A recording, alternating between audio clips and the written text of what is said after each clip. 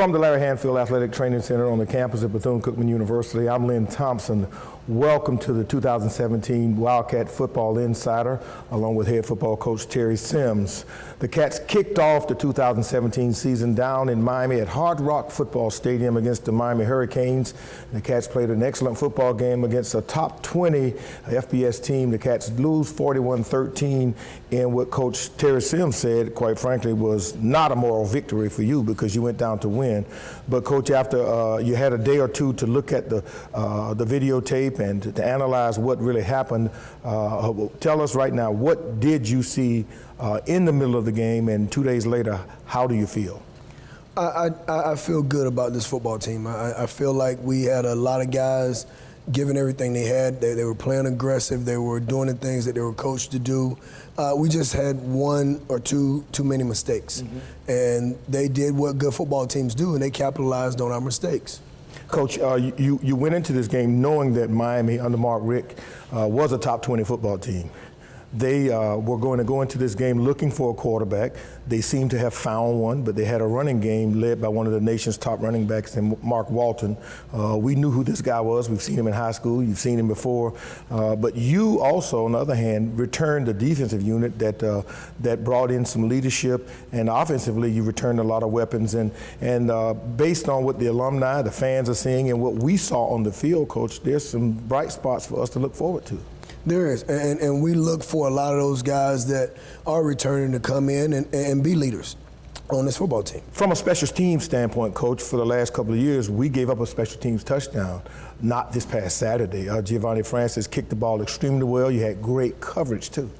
We did, and I think, you know, one of the changes to that is Giovanni's maturing, and he's taking a lot of pride in what he's doing, and he's a junior now, so he's doing the necessary things he needs to do to make himself better. But we also open our special teams up, and no one is excluded from special teams besides our quarterback. You know, you mentioned that, you said Ashawn Larkins, our special teams coordinator, you said it was going to take him a year or so to really put that philosophy in. You've done that now. Correct, and you know, we had to give Coach Larkins enough time to get his system in place and to work it. And being a former special teams coordinator myself, I understand how that is, and I wanted to let him put his stamp on the special teams unit and allow those guys to play for him.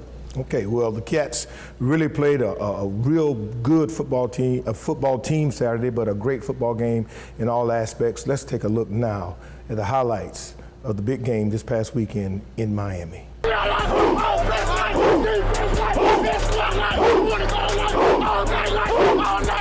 He'll take it to the goal line.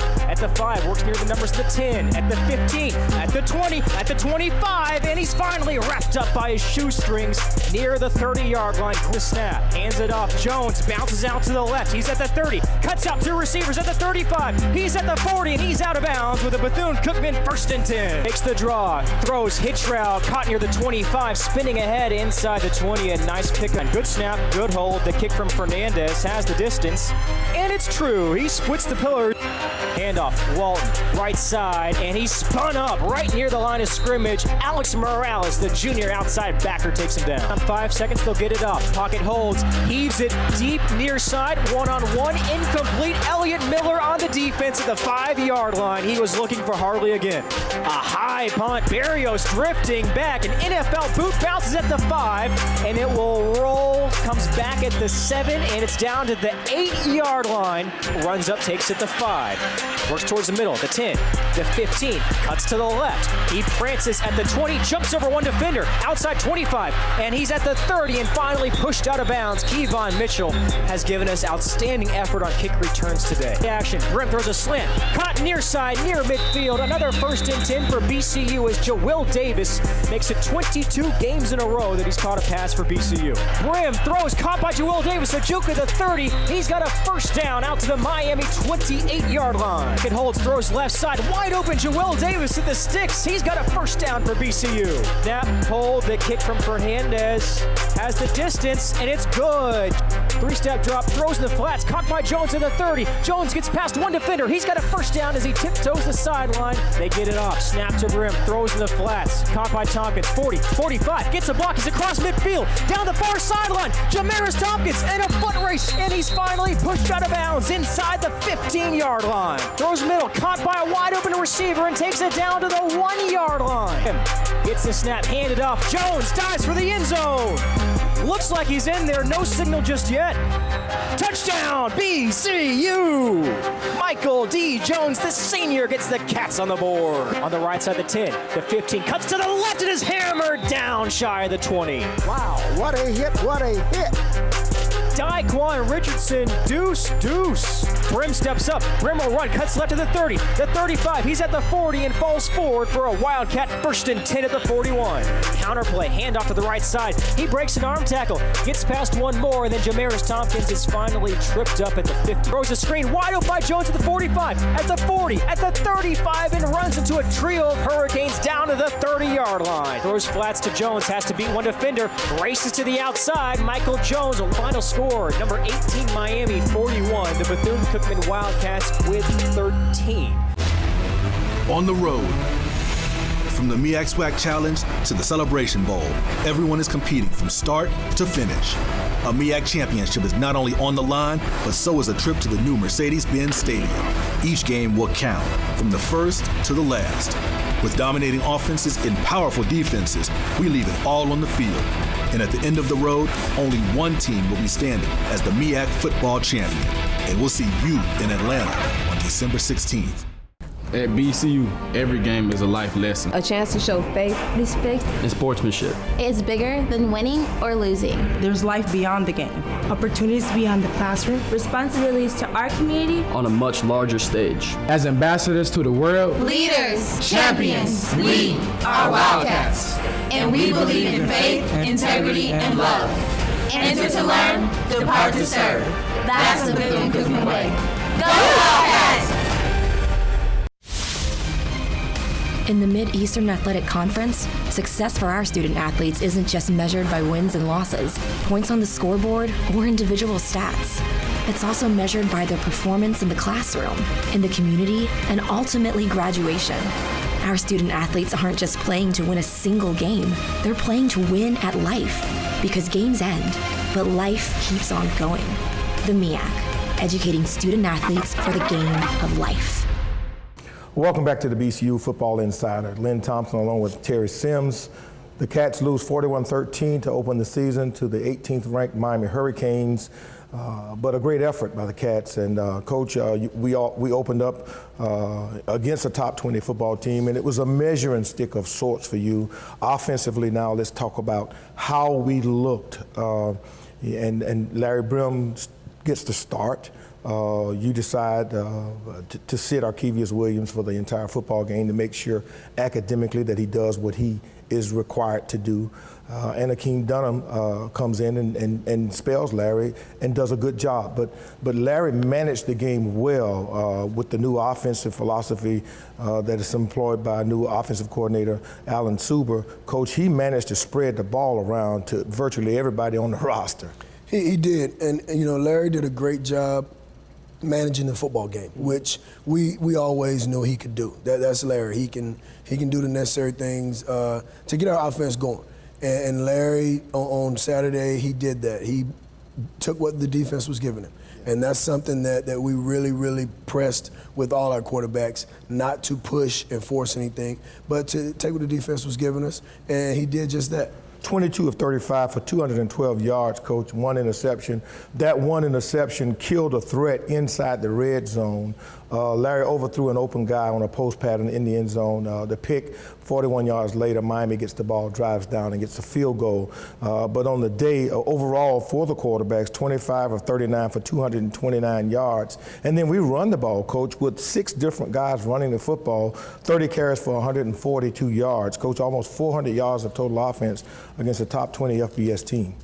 Yeah, and I have to take my hat off to all those guys. You know, first and foremost, the offensive staff, you know, Coach Suber and those guys on offense, they've done an excellent job preparing our football team and preparing our offense for football games. And the guys buying into the offense, and they're really trying to do what they're coached to do, and they're doing it with a lot of effort and a lot of detail. 32 minutes, Coach, of ball control.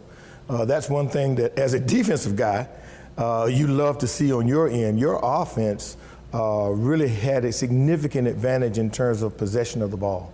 They did, and I think you have to look at our offensive players and really give them credit for continuing drives. You know, we went for it twice on fourth down, and we converted on both. And it was just me having confidence in those guys to go out and complete the series. You get the opening kickoff. Kevon Mitchell is a step away from breaking the opening kickoff, Coach. He's tripped up after about a 41-yard kickoff return, and then immediately you establish this new offensive pace and this scheme, and Coach, Miami was kind of off balance there. And you drive all the way down the field, get inside the red zone, 3 consecutive penalties, had some problems there with the clock, and then there was illegal procedure a couple times, but then Uriel comes in and converts the field goal. Right, and we knew that we had those 3 points regardless. Yeah. If we're anywhere in the red zone, Uriel is going to go in and he's going to convert for us. But we're going to get Kevon going, and you know he's really excited about kickoff returns this year, and we're excited for to have him back there again doing it. How did it feel to have Mike Jones in the backfield? It felt great because Mike's an exceptional talent. You know, he brings a lot to our offense, but he also brings a lot of maturity. The maturity level and the energy that he brings to the offense, you can't pay for it. Yeah, Mike Jones sat out all of last year with a foot injury, and it was a pleasure to see him back. But not only for the entire game, but as you mentioned about the injury, but the energy. Mike also was able to really serve as a coach on the field and on the sidelines, because spelling Mike was Tupac Isme. Tupac, 7 carries, 48 yards, and also Jamaris Compkins, who carried a lion's share of the load in Mike's absence last year, and now you've got fresh backs that you can put into the game at any time. We do, and we have fresh backs that we can trust, and guys that can go out and get the job done, and you don't worry about who's in the game when they go in, and none of those guys are selfish. Yeah. They're all pulling for each other, and they all want each other to do well. So I think that's rare, and it's a great problem to having those kind of guys in the backfield and trying to find enough balls to give them. Mike Jones is also an exceptional receiver out of the backfield. Coach, 7 catches, 51 yards. But now let's talk about this receiving unit and Joel Davis, Kevon Mitchell, Frank Brown, Jaquan Loomis, Demetrius Weaver. But then you got 2 young guys that caught their first balls, 2 freshmen, Jonathan Thomas from Treasure Coast and Keyshawn Bird from Flagler Palm Coast. 2 freshmen that had significant playing time and showed some great stuff. They both did well. Quayshawn Bird is a guy from right up the street, and he did a great job. You know, he chose to come here and play football with us, and we got him at practice, and we had him doing a few little things, and his talent showed early. Jonathan Thomas is a guy, when you look at him, you don't think he's a freshman, because he's built like he's been here for a couple of years, but he's extremely knowledgeable, and he practices hard all the time. Coach, the offensive unit seemed to be in mid-season form. We know from your vantage point that there are a lot of kinks to be worked out, but we're excited about what we saw. We'll come back in just a few moments. We'll talk about the defensive unit and special teams, and we'll look ahead for this week in Louisiana against Southeastern Louisiana. More in just a moment. At BCU, every game is a life lesson. A chance to show faith, respect, and sportsmanship. It's bigger than winning or losing. There's life beyond the game, opportunities beyond the classroom, responsibilities to our community on a much larger stage. As ambassadors to the world, leaders, champions, we are Wildcats. And we believe in faith, integrity, and love. Enter to learn, depart to serve. That's the Bethune-Cookman way. Go Wildcats! In the Mid-Eastern Athletic Conference, success for our student athletes isn't just measured by wins and losses, points on the scoreboard, or individual stats. It's also measured by their performance in the classroom, in the community, and ultimately graduation. Our student athletes aren't just playing to win a single game, they're playing to win at life. Because games end, but life keeps on going. The MEAC, educating student athletes for the game of life. The DNA of Bethune-Cookman comes from the heart of a great woman whose legacy lives on today in each and every Wildcat. I leave you love. I leave you hope. I leave you a thirst for education. I leave you faith. I leave you, finally, a responsibility to our young people. Great leaders always leave something for others to follow. What will you leave us? In case you're just joining us, I'm Lynn Thompson along with Terry Sims, our head football coach at Bethune-Cookman University. You're watching the BCU Wildcat Football Insider. We give you the ins and outs of the BCU Wildcat football program. The Cats opened the season this past Saturday, 41-13 on the lower end of the score against the Miami Hurricanes. The Cats now 0-1 on the season. As we take a look at the game, we find ourselves now breaking down defensively, Coach, what occurred from a defensive standpoint. We knew going into the game, statistically, from a measurable standpoint, in terms of human resources, they were going to be bigger and much stronger, and they had more of them. They began to wear us down a little bit. I saw it 1 or 2 times in the game where they changed offensive lines on us. But defensively, Coach, we really played them extremely well. We were able to force them into some 3rd and long situations. We made them really spread the ball around, but the running game with Mark Walton was overwhelming in some situations. Yeah, he's a great back, and he made plays when he needed to. We stopped Walton at times, but when you're playing against a back like that, he's going to make his way sooner or later to getting some positive yardage, and he did just that. A couple of times I saw some isolations where they put him on a linebacker in space, and sometimes when you do that, it really is a make-or-miss proposition. And a guy like Mark Walton, who's destined to be certainly a high top first round, second round draft choice, that is a disadvantage at any level. But more importantly, Coach, what we saw was a defensive unit that we saw ourselves in position.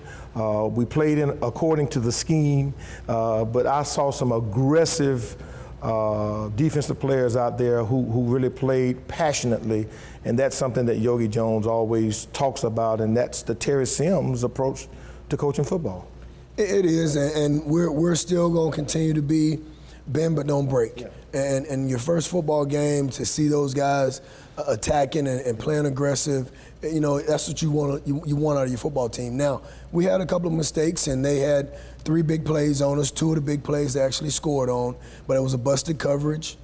And one time we just had miscommunication on the back end, which allowed a guy to go free. So we'll get those things fixed and come back with a better product on Saturday. 2 big, long passes. Elliott was in perfect position, Coach. He was just matched up against a bigger, much stronger wide receiver. I mean, he was there twice, actually had his hand on the ball one time. It just could not break up the reception.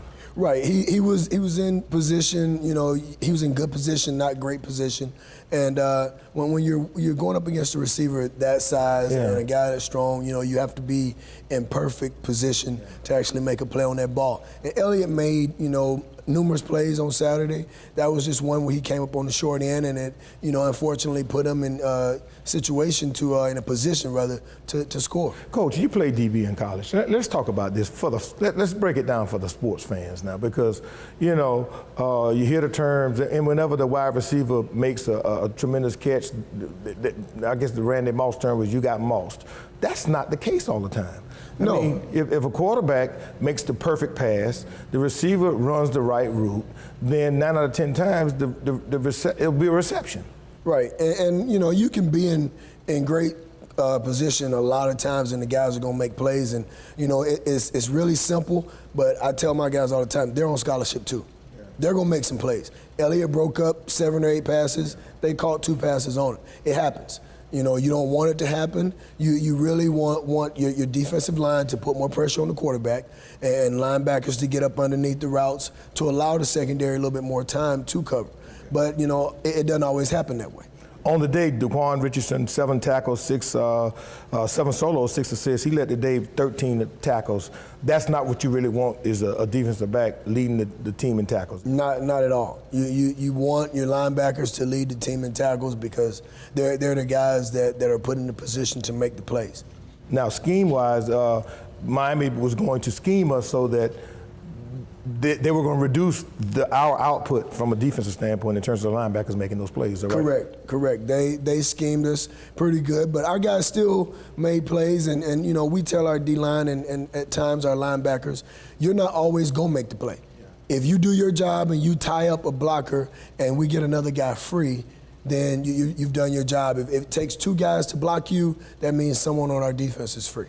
Okay. All right. Well, they certainly was swarming the football, Coach. They played with relentless passion. You played a lot of guys in the football game who needed game action, and I noticed a couple of times you were able to replenish your defensive line.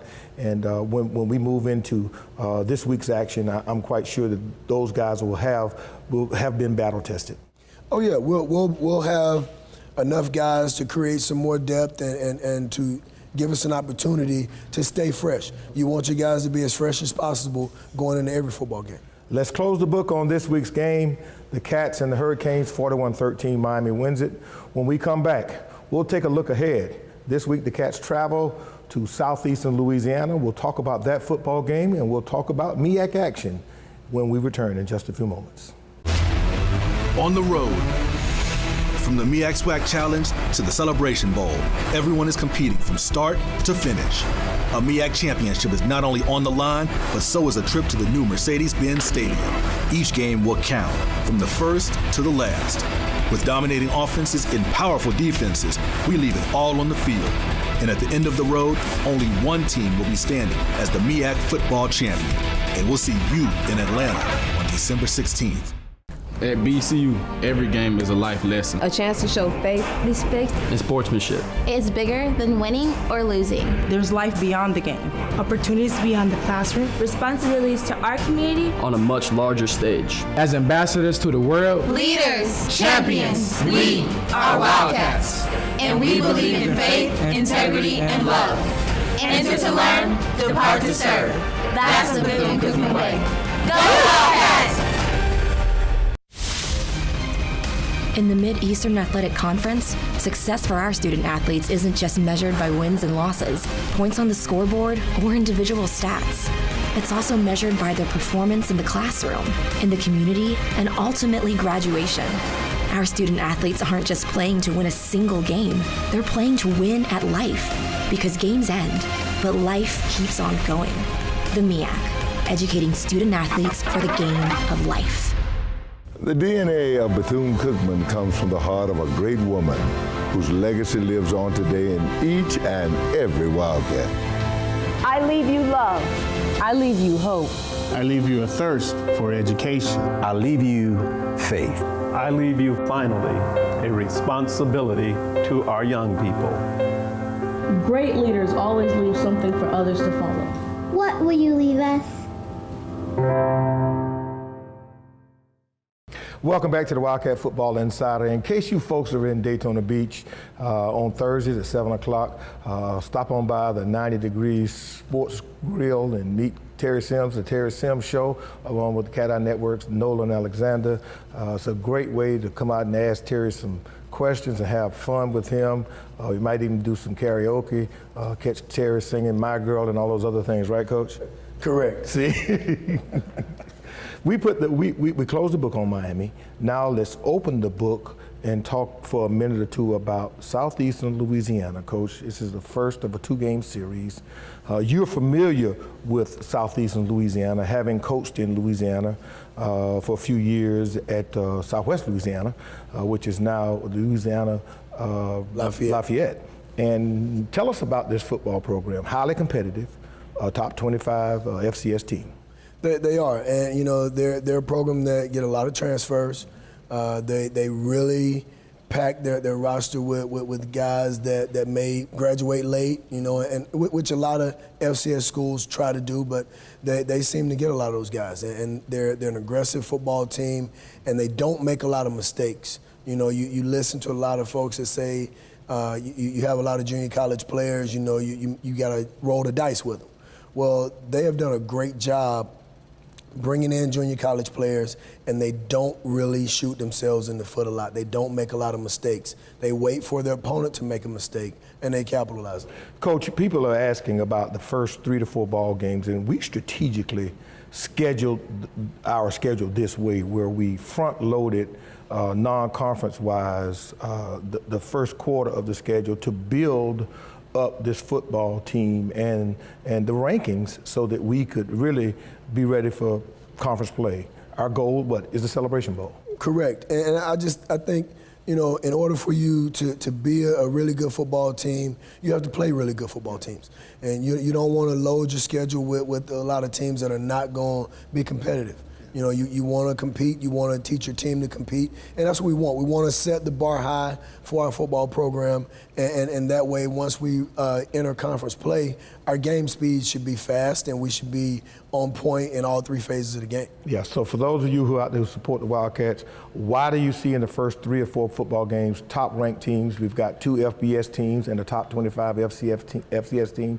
Well, that's for the power rankings, to make sure that in our quest to win the MEAC Conference Championship and to go to the Celebration Bowl, we also have as a secondary goal to be in the NCAA FCS playoffs, and that's the way to do it, is to schedule that way. Now, Southeast Louisiana is a football team that is going to be a tough task on the road, Coach, taking our team for the first time ever into a place we've never been before. You've been there. You know the ins and outs of that neck of the woods. What is it going to take for us to get there and win?